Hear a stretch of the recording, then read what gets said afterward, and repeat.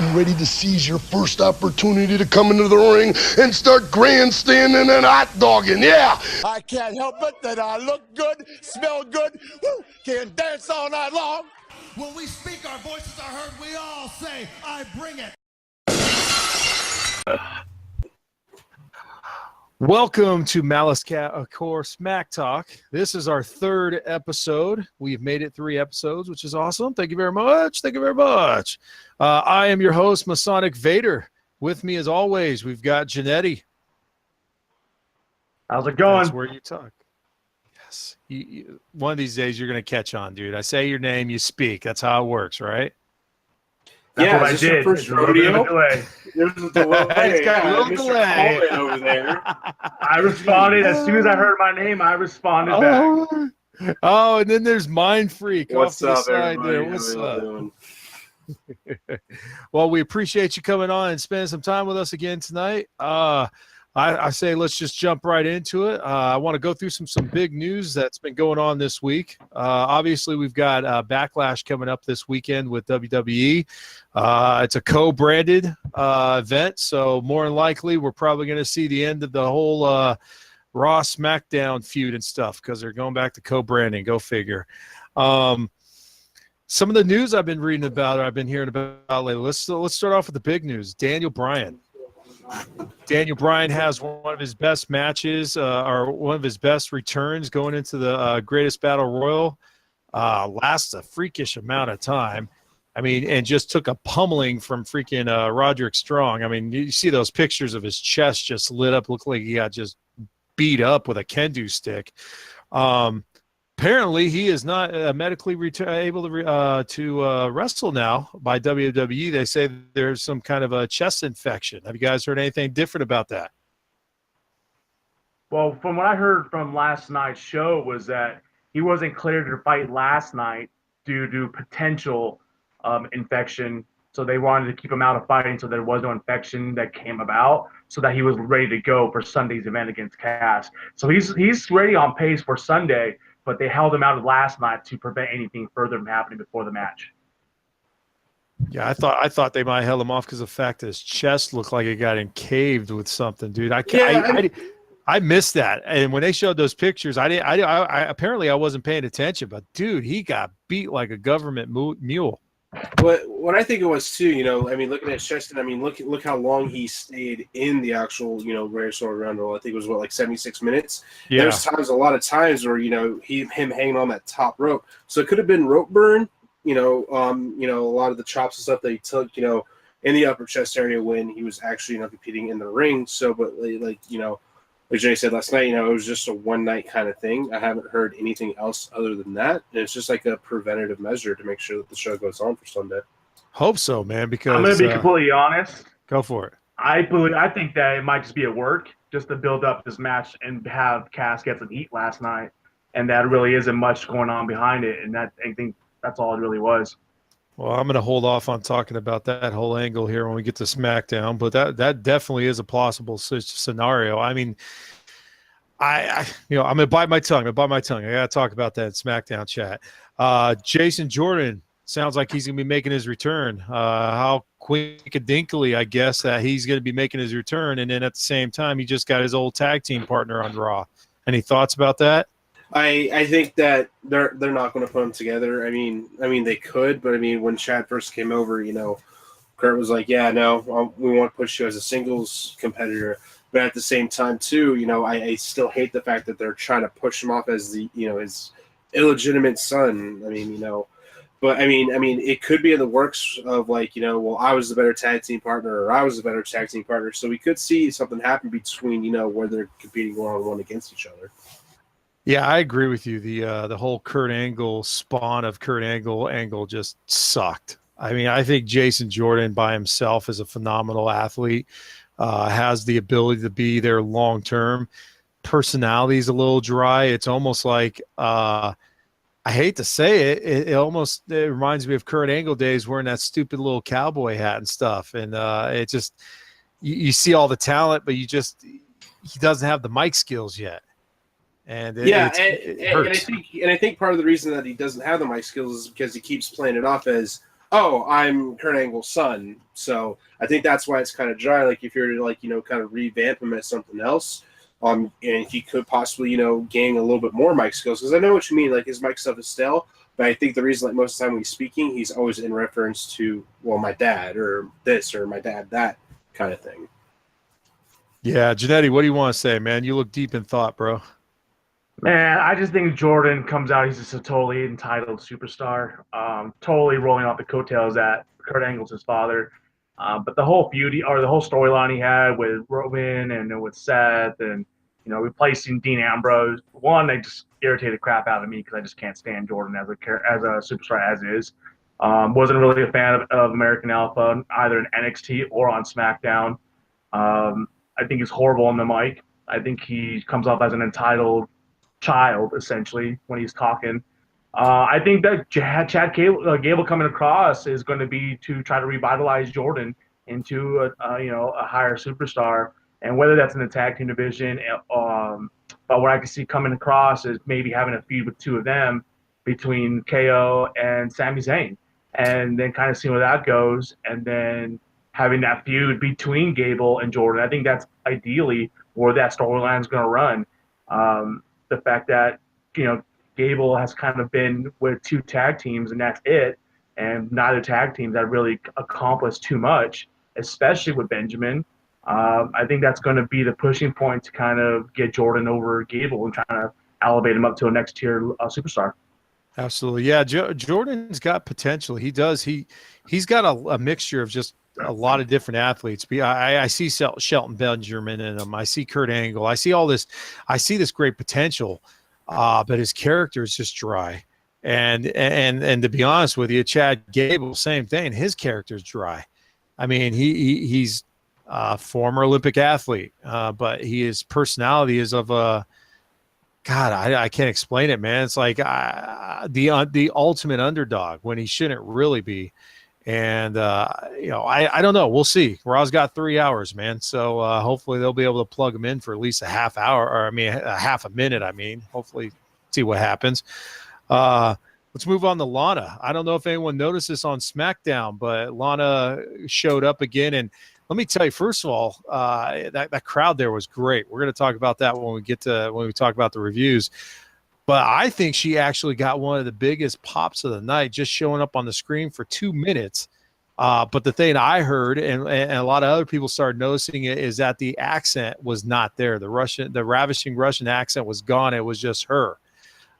So a lot of people are thinking they're just going to try to get them back together, her and Rusev, to kind of, or even try to. I mean, it almost seemed like they were going to try to mess up Rusev Day. I don't know. But it almost might seem like they're trying to do like a manager feud with them now. What do you guys think? Well, I heard some of the accents, so I don't really know what reports are coming from that, but I heard the accent the entire time, especially when she was talking about the Rusev Day. But I think it's definitely going towards a feud with English, and it's going to absolutely be her pushing, English out of the way and trying to jump back into Rusev's side and along to the ring. My thing, one, I love English and Rusev together. I think the two of them have been phenomenal and fantastic, and their chemistry is just amazing, and they work well together. My question is, if Lana's coming out there with Rusev now, where's Tamina at? Because if she's not, walking out with Tamina no more, or if she's going to be jumping over back to Rusev, does that mean they're separating her from Tamina, or does that mean Tamina's not coming back?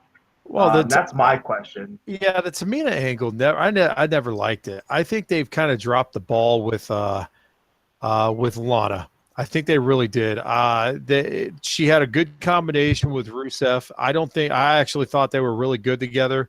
I get the fact that she wanted to go solo, which is fine. That's definitely good. But even then, when they did the solo career, unfortunately, her wrestling skills don't match up to what everyone wants. I mean, you clearly hear it the minute she comes on screen. Holy crap! The entire audience is they're all for her being on screen.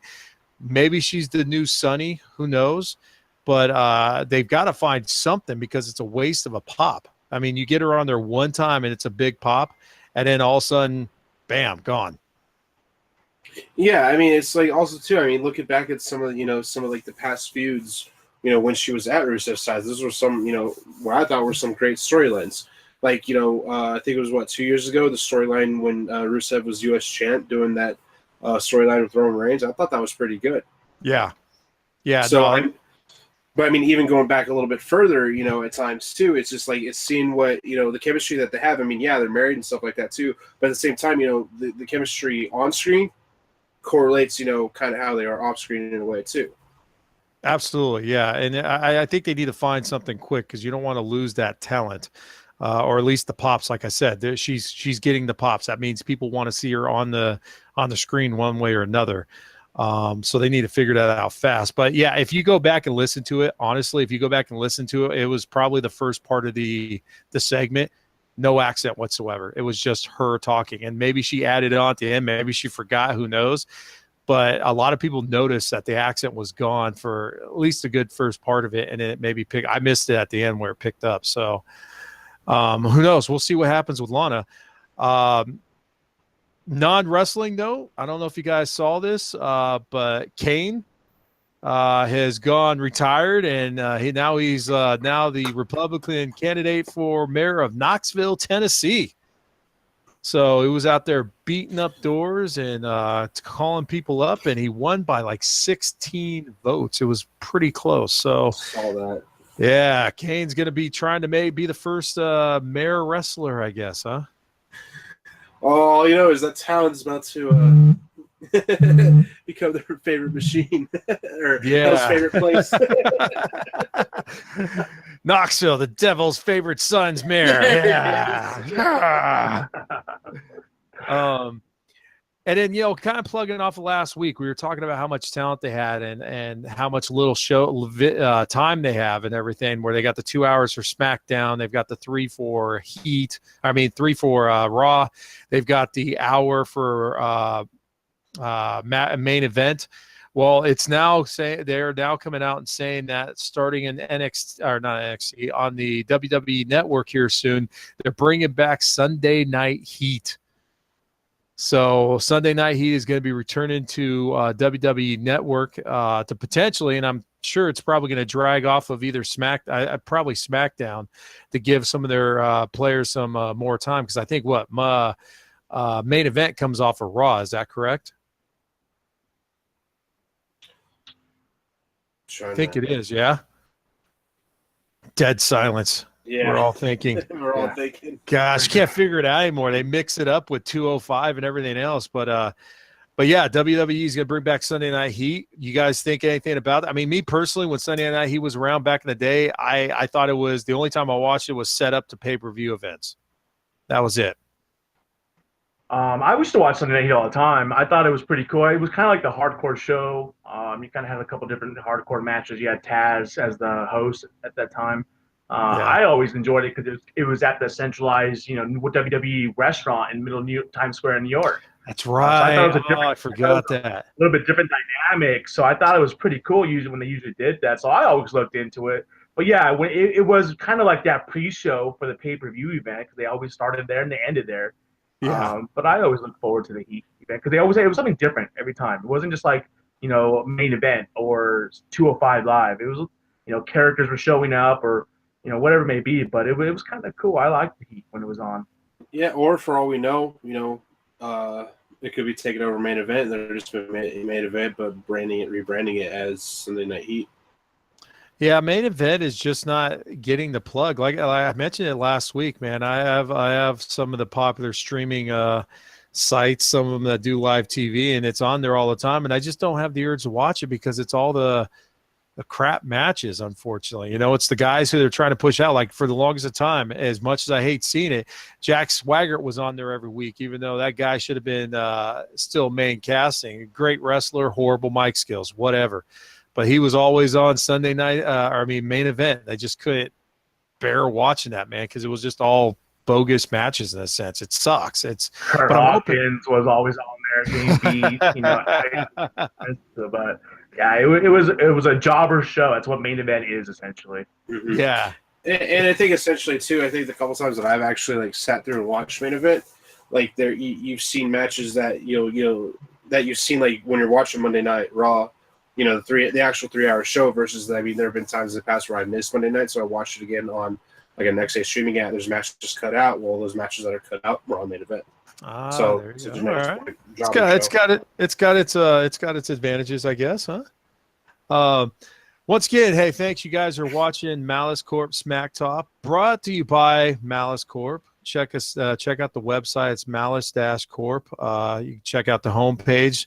There's not only this, but you also find all the main web page streaming sites. Friday nights at 8 o'clock, and then of course the Quest for 100. There's a lot of stuff on there. It's all things nerd, and that's what's hosting this here. So make sure you check it out whenever you get an opportunity. Lots of great articles as well. Moving on to Raw. Let's get into the Raw review. Raw review. Once again, I mentioned this last week because I hate the Raws and the Smackdowns right before you have a pay-per-view event, because it's all just drama and show. Is more acting versus actual wrestling going on, and if there is wrestling going on, it's for people who's not going to be wrestling in the pay-per-view event, so it's not going to be the greatest matches. However, I think Raw actually did all right this week when it came to kind of keeping things moving. They do have some good entertainment skits. Of course, Kevin and Sammy are right now on point. They're on fire. That angle was perfect for them. I felt the show was actually not bad. It came off right on fire with Roman Reigns coming out and just people dumping on him. I mean, it all starts with the audience. I don't care what people say. After WrestleMania, you have the crazy international audience that's just phenomenal. And then every time you go to Canada, I think they were up at Quebec, Canada, and those guys were on fire from minute one. They just ripped into freaking Roman Reigns. You could tell that they were lively. They weren't saying yes. They were going, we, all the time and stuff. They were just really on point. So the fans made that show happen. Start off with Roman Reigns, AOP on there. I'm ranting my stuff out now and let you guys jump on it. AOP is just a bunch of jobbers at this point. They're the most dominating team out of NXT, and right now they're having them beat a bunch of local hicks. Well, I mean, at the same time too. I mean, yeah, it sucks. I mean, with how dominant AOP was in NXT. I mean, coming out and like you said, just fight nobodies. I mean, they kind of did the same thing that they did with the Bludgeon Brothers when they first brought them back. And introduce them into the SmackDown side. So the one thing I'm kind of worried about is, are you going to do something very similar for them as you did with the Bludgeon Brothers? If you are, I think that's kind of like, why would you do that for such an awesome team that was in NXT? Not to take anything away from Rowan or Harper, but I'm just like, are you going to do similar storylines on both shows? Well, you have to remember, Roman and Harper were obviously part of the Wyatt family, so they already had their connection. It was just rebranding them. AOP was dominant. Like, they shouldn't have lost any matches in NXT, quite frankly. I think they should have went out undefeated. And I expected when I first saw them on coming on Raw that oh my God, this is going to be awesome. The tag team division is going to be on fire. These guys are just going to freaking wreck shop. And it's just a fizzle right now. Like, they did the whole, got rid of Paul Ellering thing, and now they're just going out there and beating up jobbers. Janetty, what do you think? Yeah, I mean, I see what they're doing as far as beating up the jobbers. That's what they do with any kind of dominant team when they bring them across. They always have to beat them up, the jobbers, and then they move them up to the next, B-level tier wrestlers, and then they move them up to the tier, the contention holding tag teams. They've done it with everybody. They did it with Strowman. They did it with Nia Jax. They did it with, the Bludgeon Brothers. And it has to come through with, they realize that no matter how much and how many of us watch NXT, the entire WWE universe that's usually typically paying and going to these live events, not all of them are watching NXT. So half of them don't know who AOP is. So by bringing AOP out there and having them just smash and pound these, nobody tag teams, especially ones in local, Quebec, and bringing those, whatever guys coming in, like just walked out of Tim Hortons or something, just destroying them. And that's kind of to build them up as this dominant powerhouse, because they're gonna then start beating up the lower level tag teams, and then eventually they're gonna be fighting against Matt and Bray pretty soon, But they can't just have these guys come up from the NXT and then put them in the main picture and just have them fighting for the belts within the next month. You got Okay, to build them up to that point. but let me ask you this: what's more impressive, them going out being a bunch of jobbers, or them going out and beating somebody who's probably had their little run? Maybe like for example, just put Breezango in there. I mean, they had a quick run on there, right? They're a popular tag team. I think they would get more of a pop or more of a push if they were going against people that actually had a name to themselves. So far, they haven't fought anybody that we know. It's all been the local jobbers. And me personally, because since I think I'm the old guy here on the show, when I was a kid, man, I got tired of watching Iron Mike Sharp get his ass whooped by everybody. It's just he was just that ultimate jobber, or freaking Brooklyn Brawler, or freaking what's his name, Smiley, I think it was, whatever. Norman Smiley. Yeah, I mean, the jobbers are. Your latest incarnation was Chinless guy. What's his name again? Who's now in who's with Carmella? Ellsworth. Yeah, dude. The jobber years, I think, are done, man. Like they pushed the quality of the product so high that you're losing more with AOP. AOP is a hell of a lot better match than that. Their finisher sucks. I think some kind of imploder, power bomb, boom each other, and then throw them down sucks. They got to come up with something better. And if I remember correctly, I feel like they botched the closing on the other night too. Like, yeah, the last chapter. Like, what are they doing? It's like it's the first time you guys have used this move. Like, come on now. Yeah, well, but I mean, I get what you're saying as far as you don't want the jobbers in there. But I do. Like, I want them coming in. I want them to beat the hell out of these jobbers within 30 seconds, walk out, and do their thing. I don't want them coming in and smashing and burying these tag teams that are, established in there. Mm-hmm. And as far as Breezango goes, they're on SmackDown now. So it doesn't, I just threw them out there as an example, man. Yeah. I was just like. No, I know. But what I'm saying is, like, a lot of the tag team division, when you look at the tag teams on Raw, you typically have the solid established tag teams. All the lower level tag teams, a lot of them are on the SmackDown show. So you need to have those jobbers. No. I'm going to stop you on that one. SmackDown right now has the better tag team division. Yeah, they do. I'm not saying it doesn't. I'm not saying it doesn't, but they have more tag teams on SmackDown than do Raw, which entitles some of the smaller, lower level ones. Whereas the SmackDown's Raw side, the tag teams they have are going to be the more, they're going to fuse them. They're not going to be stuff. If they have 4 tag teams, they're not going to be all jobbers tag teams. Either. I got you. Yeah. Once again, I think they're a much better tag team than what they're doing, and they need to start pushing them a little bit harder with some better talent. Well, the other thing too, when they first introduced them too, you have to understand too, that was like them coming and then starting the next chapter, out of NXT into Raw, and that was more so of them not necessarily beating up some jobbers, but more so pushing Paul aside, be like, it's our time now, get out of here, kind of thing. That's the way I see it. Sure. No, that's definitely what they wanted to do. Absolutely. They want them to go on their own. I don't know if that was the best decision to do right from the start, but I do think that it is definitely a better decision to have them go solo. Paul Ellering, you don't want them getting blended in as the next Legion of Doom or anything, which is perfect. You get rid of them, but it was still good to have them initially as kind of like the handler. I think they probably should have waited about a month or so before.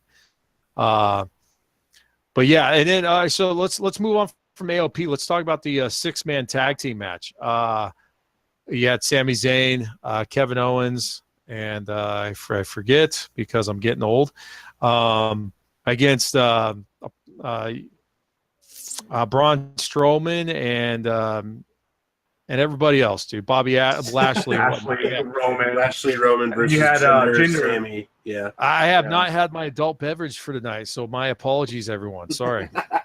But honestly, though, that's also what I thought about the match. I'm actually watching these matches now. I was very excited about seeing Bobby Lashley come in, but man, we've seen him now for 3 weeks. And I don't know, man. I'm not too impressed by him. The one thing that was bad about him when he first came in is that he had no mic skills. Well, that hasn't changed. They haven't even put him on the mic, and the reason why is because I don't know. You see Bobby Lashley, and you think this guy's going to rip your head off, and then it's Mike Tyson's voice. So I mean, he hasn't been doing any mic skills. He's got that boring, I'm going to hang somebody up in the suplex for about a minute, and it's impressive. I get it. You're balancing a dude up there. but his skills, dude, I expect a hell of a lot better. And it almost seems like he's Bobby Lashley from before. And to top it all off, you got him tagged with Braun Strowman and Roman Reigns, and it was just exactly the way I expected the match to be. It was actually quite boring. What do you guys think? Yeah, I think the interaction to start off the show was more entertaining than the match itself. One, the way I see the match was, one, you got more people in the match. So you had 6 people in there in a 6-man tag. But also the big thing was getting the local talent, or the homegrown talent in the match. And if you look at who was one side, you had Jinder, Sammy, and Kevin, all from Canada. And the fact that Sammy and Kevin are from right there, you have the home crowd team, and that's why you have all 3 of them together. So it was a go-home show. At the same time, it was getting all these superstars in the front of the audience that are there, since they don't go to Canada as often, giving them a little bit back to the fans. But I thought the interaction, the beginning, when Roman came out and started rolling out his promo, I was kind of wondering what was going on there. I mean, the fact that they came out, oh, well, I won the match, and then, obviously he didn't because he doesn't have the belt. But then you have all these guys coming out that are here, coming out to challenge him. Like, okay, what's going on here?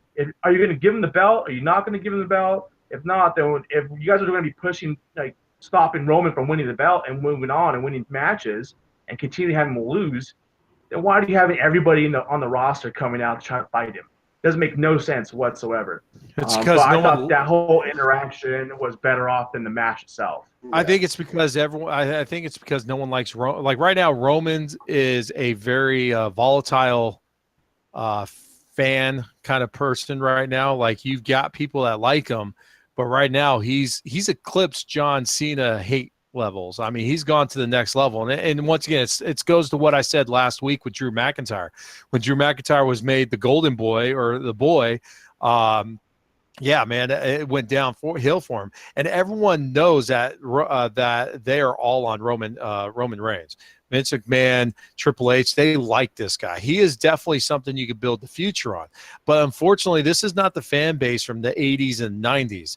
This fan base now is more in touch with the fans, or with the wrestlers. Social media has changed everything for this. And when now you find out that Roman Reigns is the guy that they're wanting to push, oh man, there is hate coming from the fans, because it's the same old we're going to have a Hulk Hogan kind of guy, in a sense, where it's what they want to win. And that's why I think they're having them challenge them, because of the fact you got right now Braun Strowman. Everyone likes him. They try to turn him heel, and it never went successful. Everyone likes watching him whoop everyone's ass.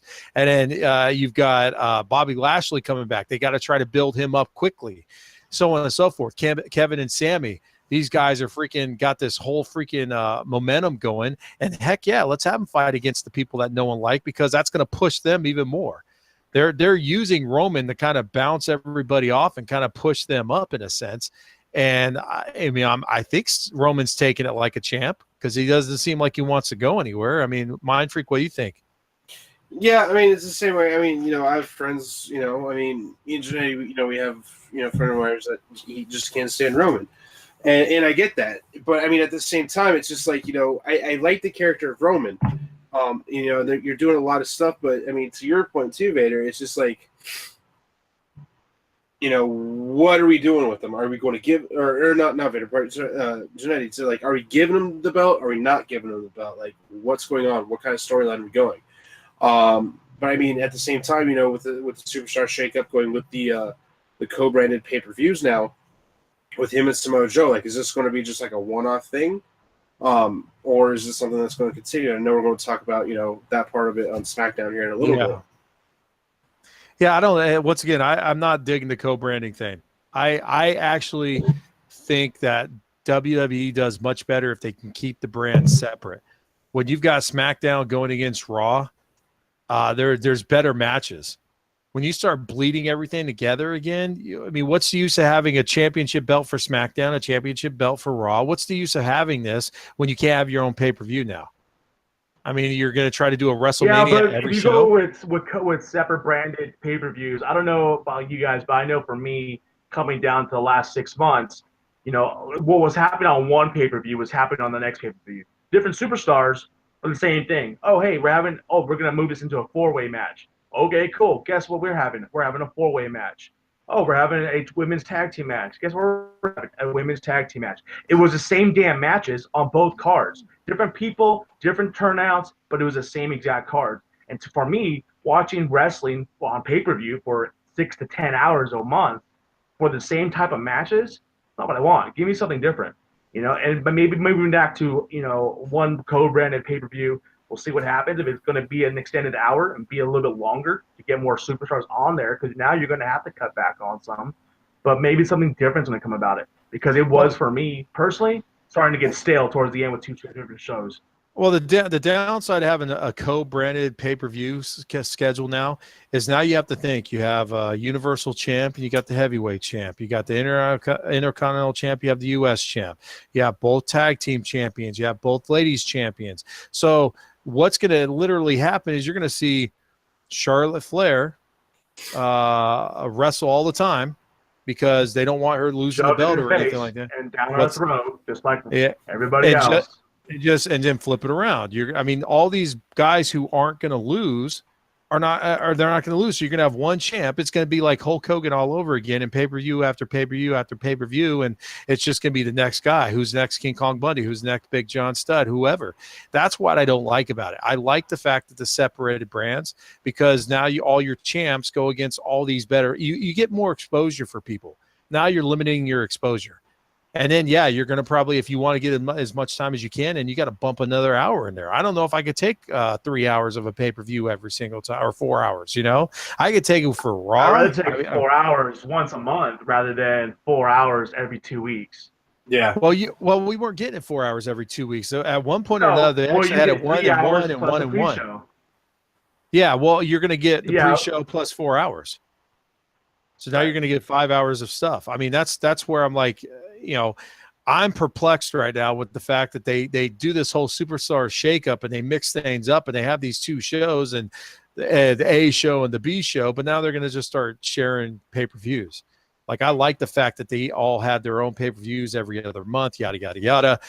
Maybe they could figure out a way where they can, a couple of the months they could fit, or some months they could fit two of them in, or even co-brand one every once in a while. But you're just limiting your exposure now to your superstars. That's the big thing. I'm sorry, I'm not going to be on. I'm a huge wrestling fan, but it's hard to keep me 5 hours every month. I got a life too, So, let's finish off just really quick. The last two matches, we'll just touch and go on these because they were the best part of the Raw show. Ruby Riott versus Sasha Banks, phenomenal match. I thought they did a good job with it.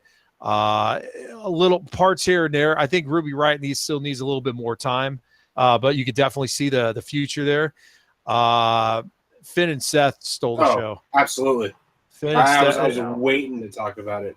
Yeah, even the setup that they had before the match, with Axel and Dallas, where they're, hilarious. Yeah, where they're trying to fit in.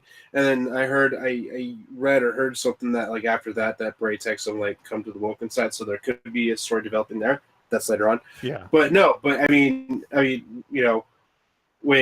Finn just backstab, well, not necessarily backstab, but attack Seth from behind, great. And then once again, these two have like such a a storied rivalry. I mean, going all the way back to a couple years ago when Finn won the first Universal Championship match and everything leading up to that, but then just like refueling that fuel, that rivalry between them. It's a great programming, and I think that we're going to see this feud probably last. I'm saying probably last to the Survivor Series. I don't know. I'd say SummerSlam. I'd say SummerSlam. For sure SummerSlam, but I think it might, just a little bit past that. WWE I think they don't have the nuts for it anymore like that. They used to have the feud go for freaking 4 or 5 major pay-per-views, DX versus whoever and stuff. They had the nuts for that. They don't have it now. They feel like they can get about 2 or 3 good pay-per-views out of it, and then they need to move forward. That's what I've seen. What were you? Sorry, Janetty, I jumped on you. What were you doing there? Well, to go with what you're saying, I think that's absolutely what they're doing. And I think if you look at the time we're in, people's attention span doesn't go that long anymore. They want a quicker result immediately. So if you spread it out 6 months, for those of us who've been watching forever, that's great. That's giving us what we want. But for those who are, just getting into it or more recent watchers, they want that payout immediately. And that's not just wrestling. That's in the world in general. People want the faster reaction immediately. Yeah. And so that's what they've had to try to change their game and giving this, the 2 to 3 pay-per-view story arc rather than the 6 month to a year story arc that we used to get. But as far as like when it comes to Seth and Balor, I mean, the chemistry the two of them have is amazing. I mean, it goes reminiscent to what The Rock and Austin had together. Even though they're together, they're a tag team, and even when they're separate, what Hunter and Shawn Michaels had together. Just that they know what each other's going to do. Their styles work fluid with each other. They're both great on the mic and can go back and forth. And what I think we saw, it might have been a hinted at it, but it kind of leading towards it. We saw a heel turn for Balor. When he came out, everybody was booing him. Everybody was cheering for Rollins, given he was throwing shade at Brock Lesnar, which he should be because Lesnar's horrible. That was great. That was great. Got, screwed. I love that little. But at the end of the day, when Balor comes out, the entire arena is booing Balor. When is the last time you heard that happen? And then when he turns on Rollins, and then he got even a bigger boo. Like you just don't see that. It's just Balor. interesting. I was about to say it's interesting you bring it up only because of the fact that now it's Balor Club accepted everywhere kind of thing, all the way down to the rainbow colored shirts and everything. So that's interesting how I see that going on. There are possible heel turn there. Sorry, Janetty, keep going, Billy. Sorry. No, that's cool. No, it's good. I think we need a heel turn for Balor. I think everyone wants to see Rollins turn heel, but the fact that he's getting cheered so much and so over right now, it's too early to pull the trigger and make him go heel again. So might as well do it with Balor. Because I think, just look at Nakamura. Nakamura was stale. He was stagnant. He was having his matches, but he wasn't going nowhere because he was, so to speak, a face for the company. And he wasn't so much of a heel. And then he turns heel, and now he's got the biggest pops. Even though it's a negative pop, it's still a pop. But he's bigger than ever.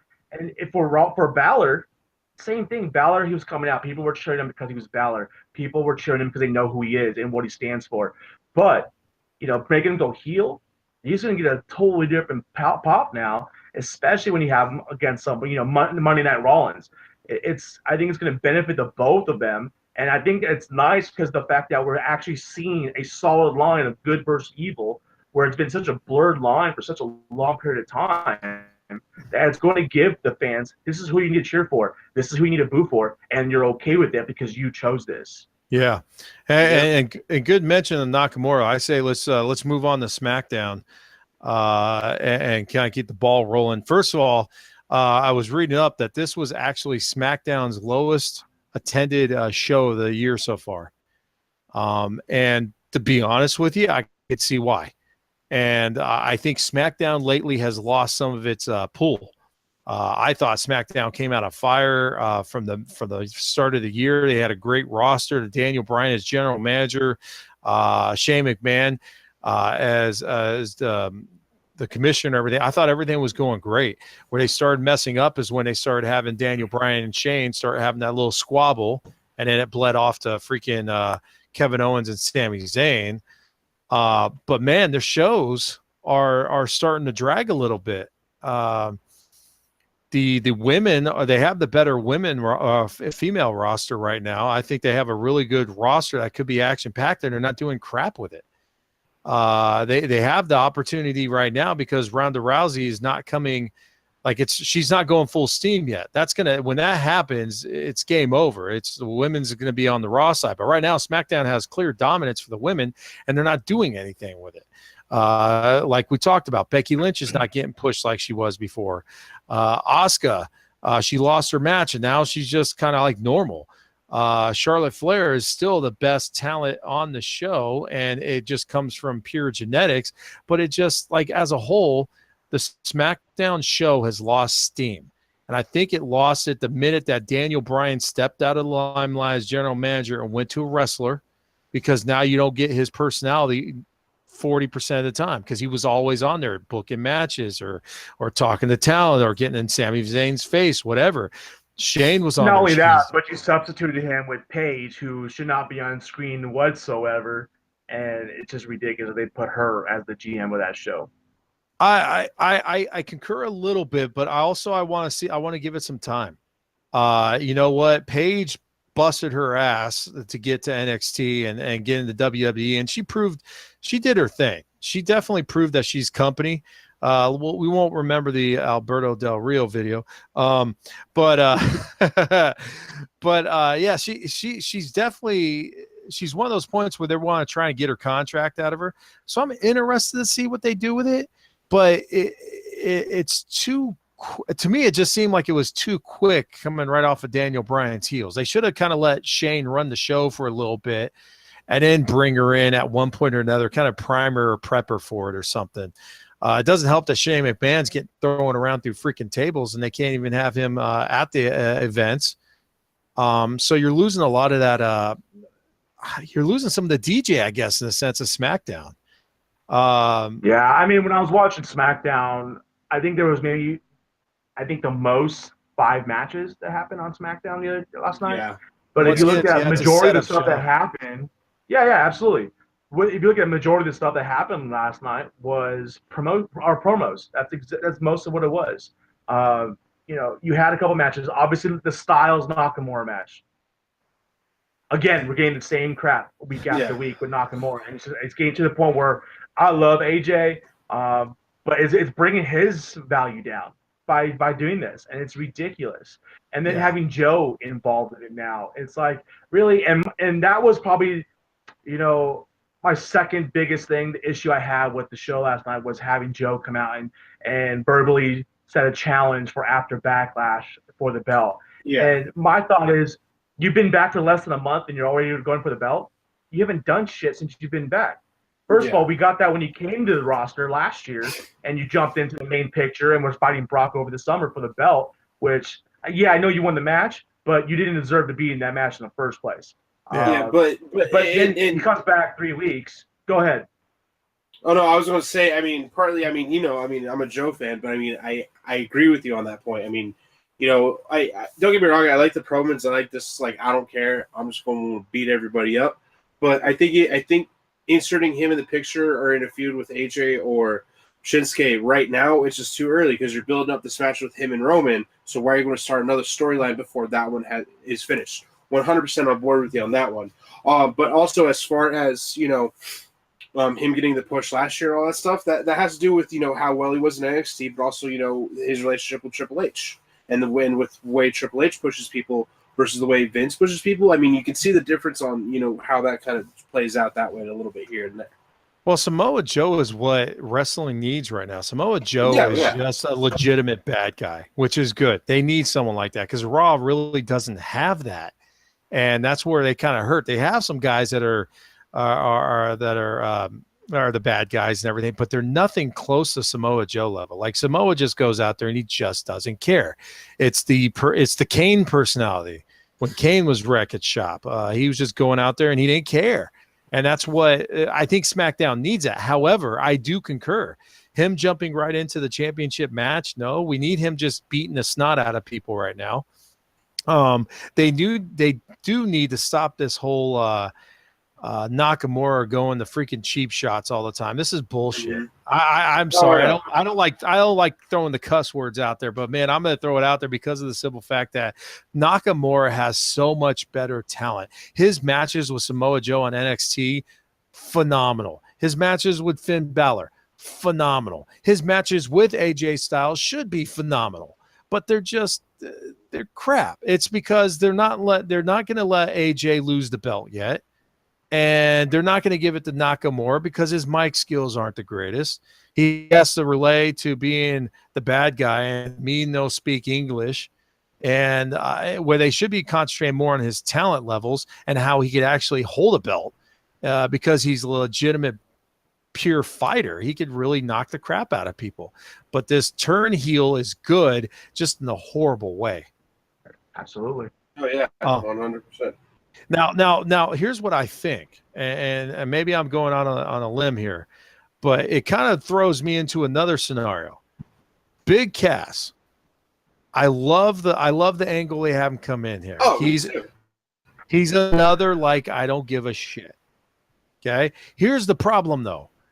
You literally, through 2.5, 3 weeks ago, had Miz leave Raw to come to SmackDown as a request of Daniel Bryan. The minute I heard that, I was ecstatic. I had been wanting to see Daniel Bryan and Miz duke it out.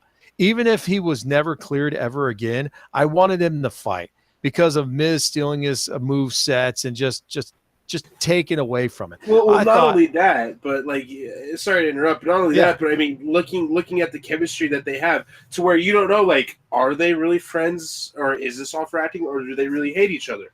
Going back to the countless amazing segments on Talking Smack last year, like, to your point, like, we want to see it. When is it going to happen?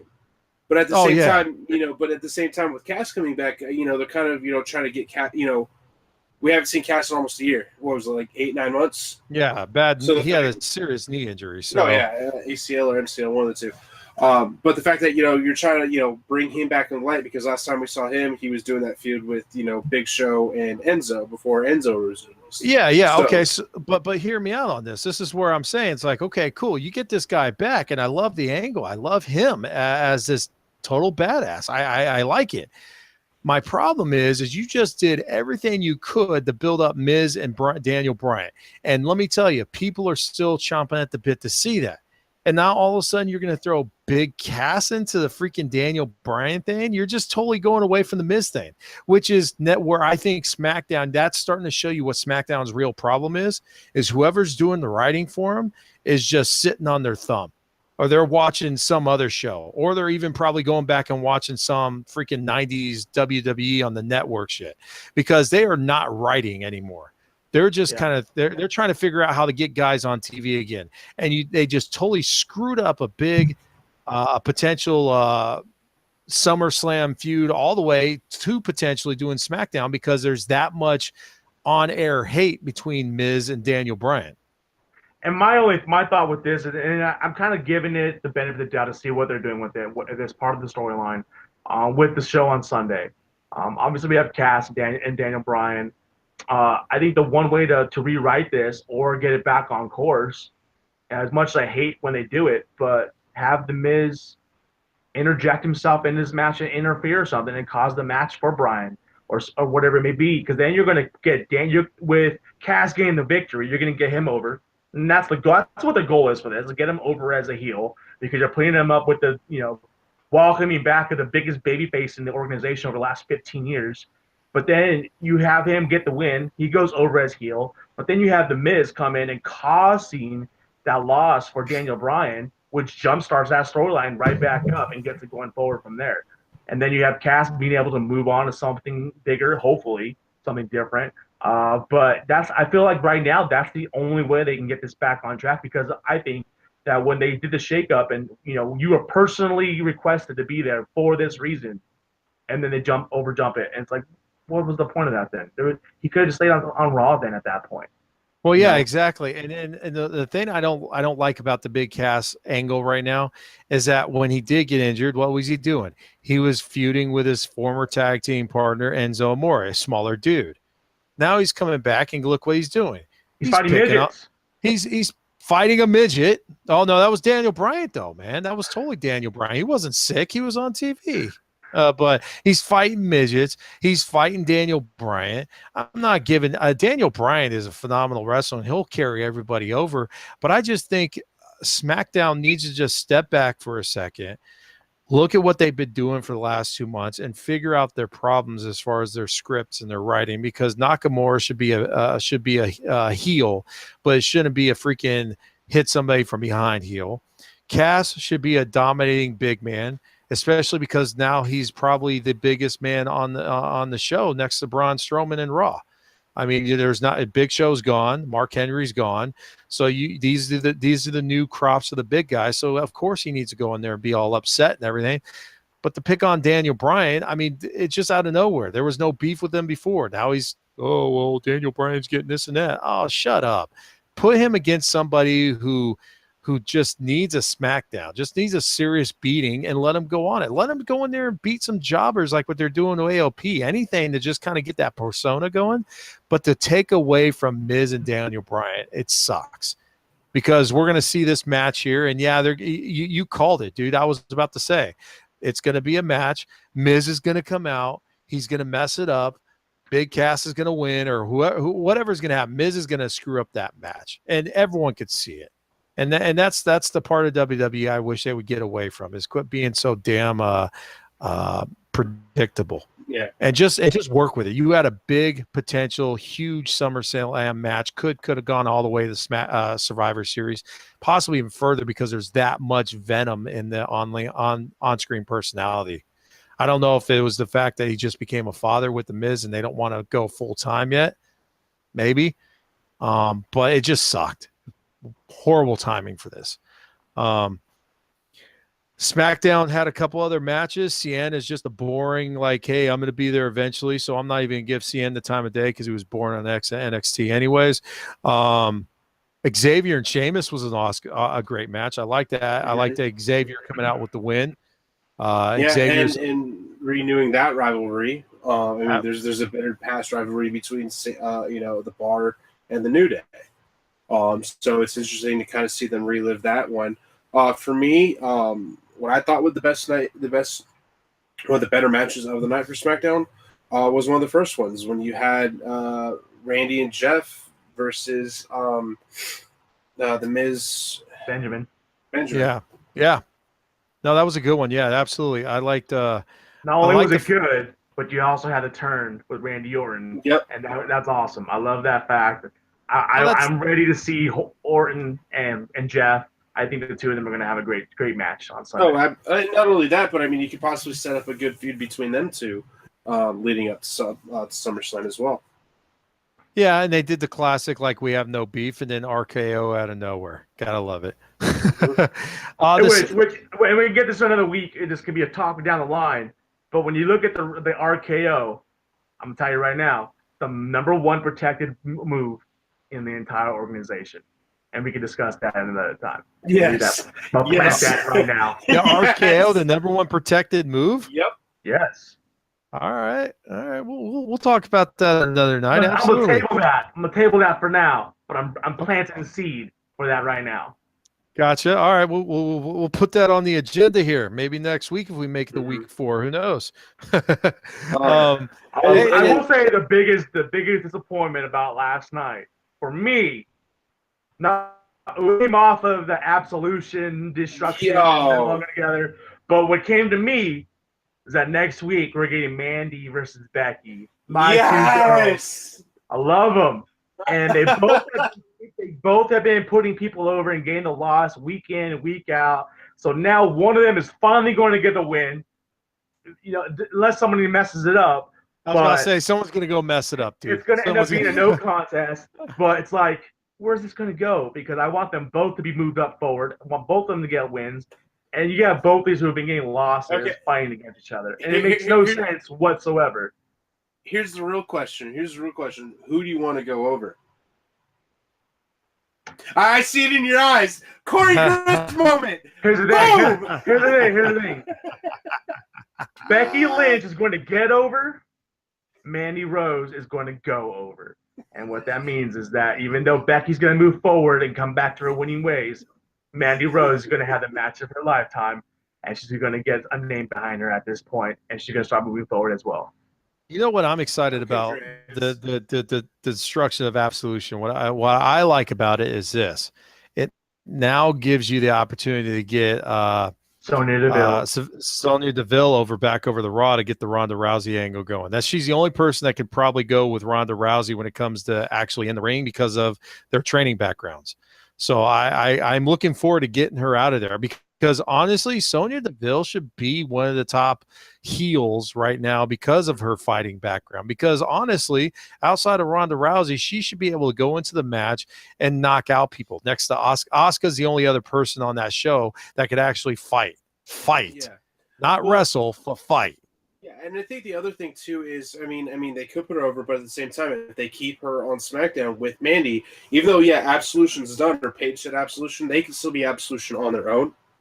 And if we see the Raw, or not Raw, but if we see the women's division tag titles come out, that could be a contending team. They need to make that happen. They've got too much female talent to let one championship per division go. They have to get tag team champions. They have to start forming tag teams. Bring out some other championship. Who knows? They got to bring something out, because once again, we've talked about this. This is the reason why these shows, they're probably bringing back Sunday Night Heat, is that they got all the talent in the world. And the one thing that no one does not want to be ever, especially in wrestling, is not a champion.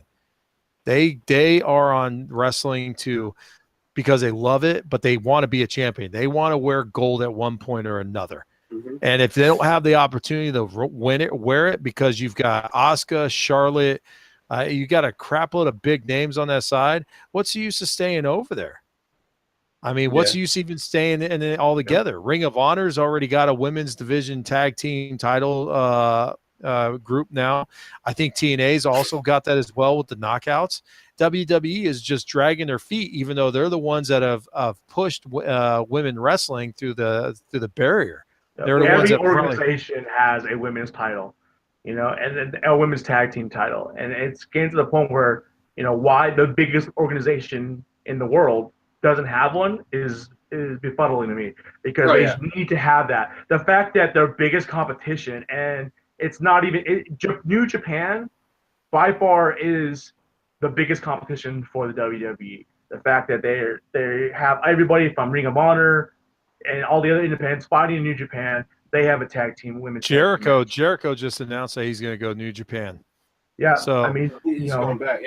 Yeah. You are right. It dumbfounds me that they don't have a tag team championship for the ladies. And to top it all off, I think probably one of the reasons why they're holding back is this, once again, goes to the co-branding. What's going to happen? Are they going to do what they did before and mold or put the championships back together again? Are they going to leave them split?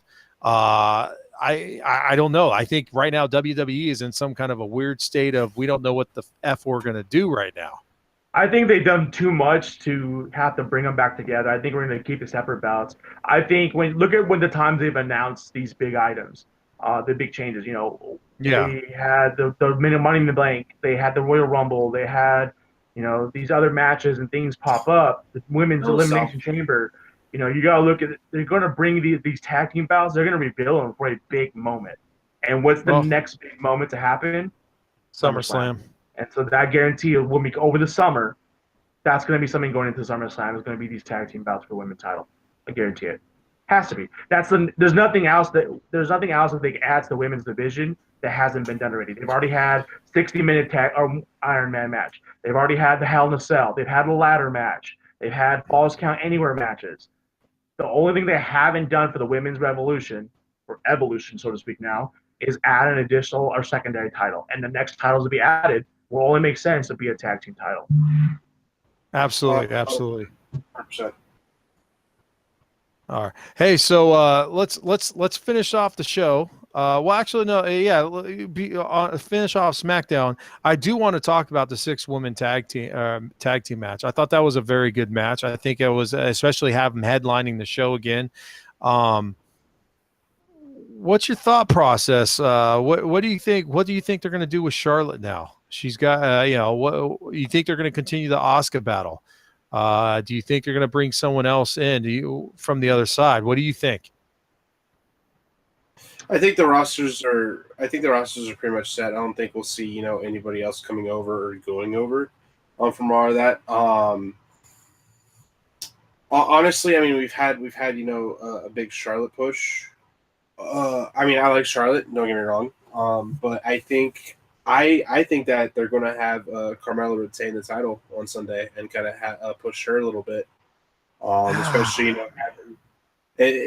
I'm just saying, it's to me, it's what looks like it's going to happen. And having a backup, in a sense, not necessarily like a trio, but having the backup in the form of the Iconics. That's just me doing a prediction here.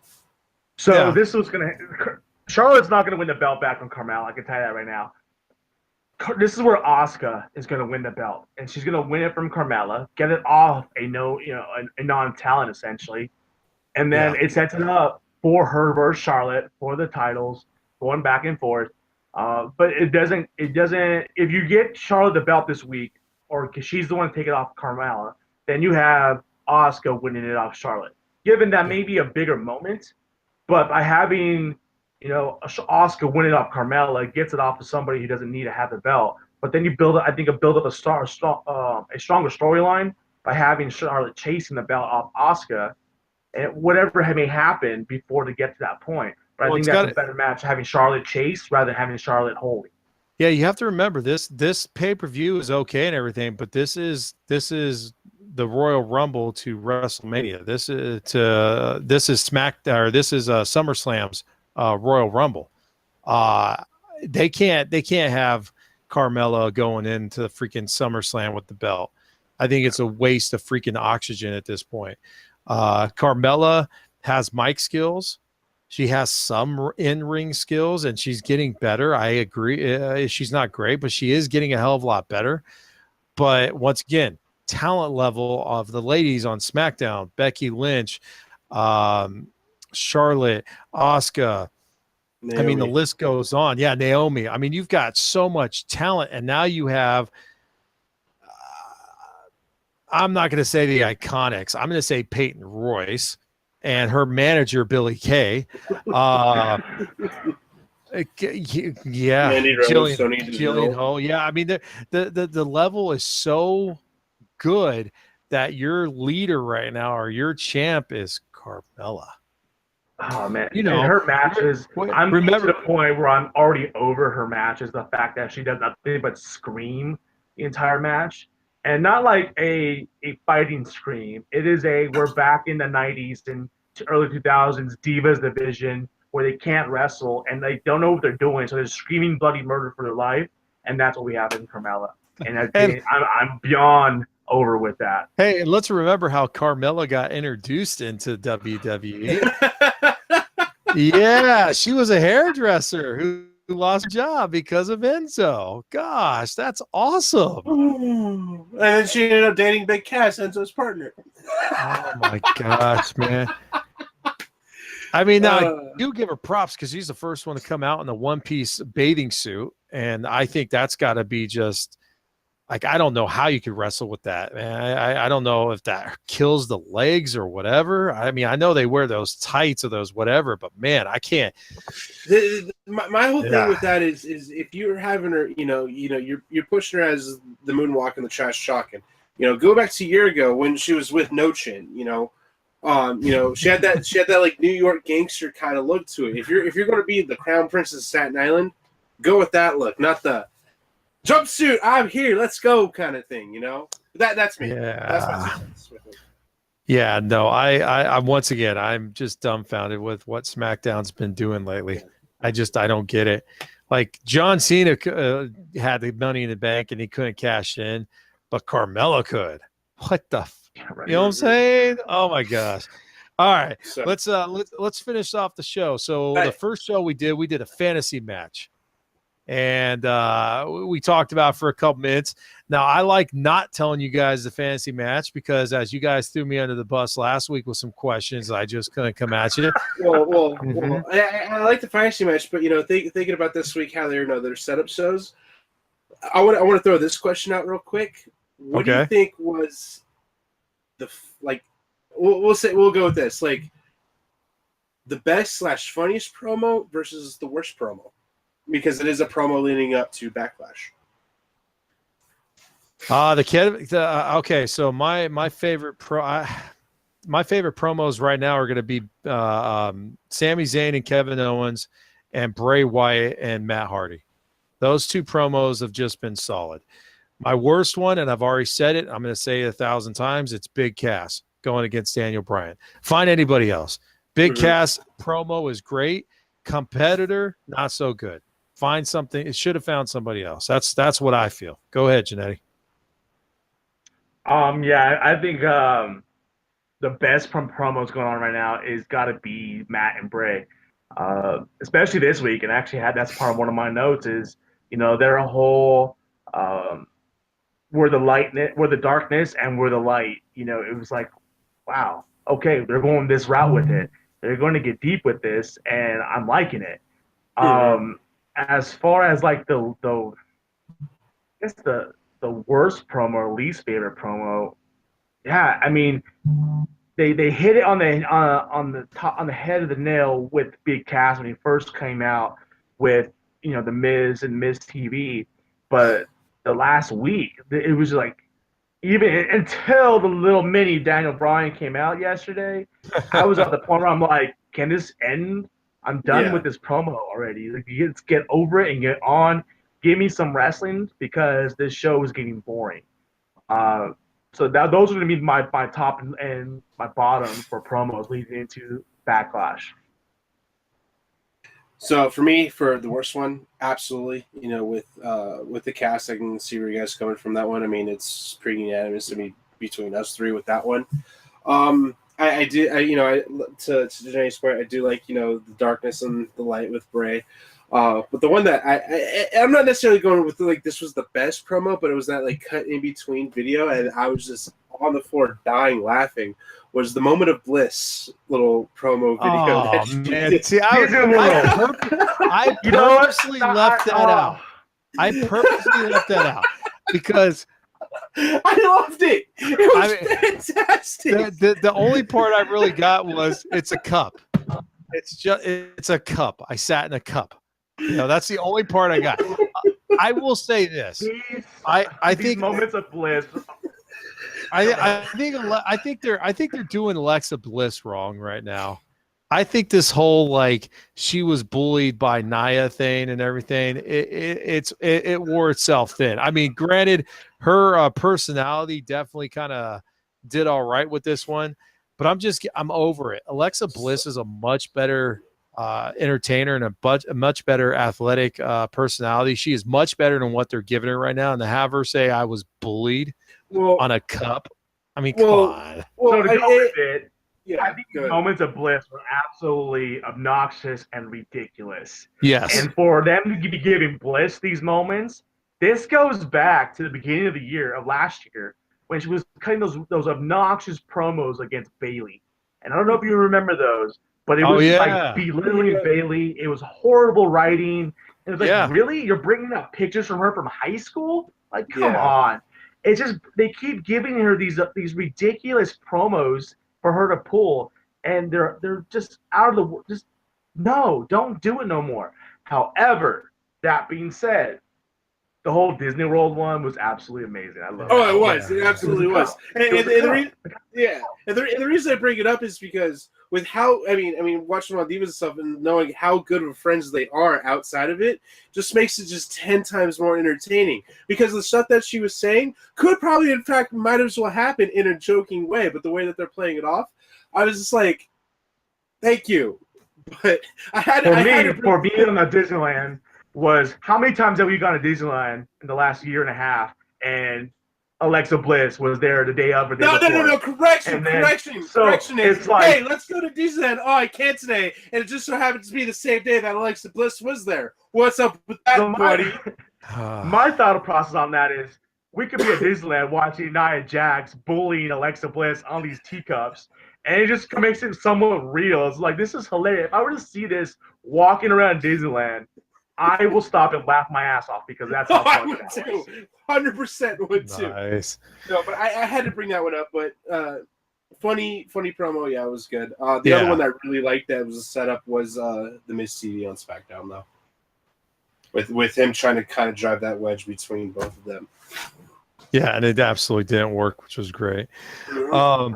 Well, I think we're going to finish it off with that. We'll save Fantasy Warfare for next week. I thought it was a great match. Next week we'll go over. Yeah, sorry to change it on you. No, that was perfect. No, this is what this show's about. I had some good matches to go. I had some damn good matches. Man, for you people watching this, let's throw this out. For you people watching this, all right, I am the DJ and I have some stuff down, but the one thing I want you guys to realize is these guys on here as well are going to be throwing this stuff in as well, throwing in their own 2 cents, because this is all about what we're chatting about here, about wrestling, what we love, and if you're watching it, you're probably loving it as well. Make sure that when you do watch this, especially now we're on YouTube, to put some comments down below so we can get feedback from you as well. Because we're doing this because we love what we do. And if you're watching, you love watching wrestling. So we just want to make this good. And these guys are top notch. And this is how this show is going to be. It's going to be on the fly sometimes because I think we get the best reactions out of it. So speaking of which, we're at the end of the show. So Mindfreak, where can people follow you at, man? As always, folks, you guys can follow me on Twitter at MindfreakMLG. On Instagram at @just_Mindfreak. And if you're a gamer nerd like we all are here, Xbox Mindfreak MINDFREVK, and also Twitch. I do a lot of streaming there as well. So twitch.tv/BTB Mindfreak. Nice, Janetty. Got me at Marty MARTY_Vasquez at BASQUEZ87. That's both Twitter and Instagram. Hit me up. All right, now before you follow me, I want to make sure you guys check these guys out. Of course, go check out our host. It's Malice-Corp.com. You could definitely go and check out all of our different podcasts, from the Quest to 100 to our main show on Friday nights at 8 o'clock. You could follow us on Twitter at Malice Smack Talk. You could also follow us on Instagram, the same. We're now on YouTube, where you could go to the Malice Corp website, YouTube site, and you can pull up not only our podcast, but also all the other ones as well. You could also follow us on Twitch TV, Malice Corp as well. And of course, go to podcast.net and you can listen to our audio feeds as well. You can follow me at Masonic Vader 71 on PlayStation Network. You can follow me on Masonic Vader on Twitter and Instagram. And other than that, you could just be here every week checking us out and listening to us rabble on about wrestling because we love it so much. Thank you guys for showing up. One last thing. I got this cool, sweet shirt on Amazon. All right. Got more coming. Only reason why I'm mentioning this is because when you go to Malice Corp, we're starting our thing off. There was a little spot down at the bottom for Amazon. If you click on that link, buy everything shirt wise, man, you can find some good ones for $15. The Malice Corp will actually get a little bit of credit for that as well. So please help us out. We're new. We're starting off. You can see by our headphones, dude. We're not cool enough to get the professional mics. So check us out on Malice Corp. And thank you very much for joining Smack Talk.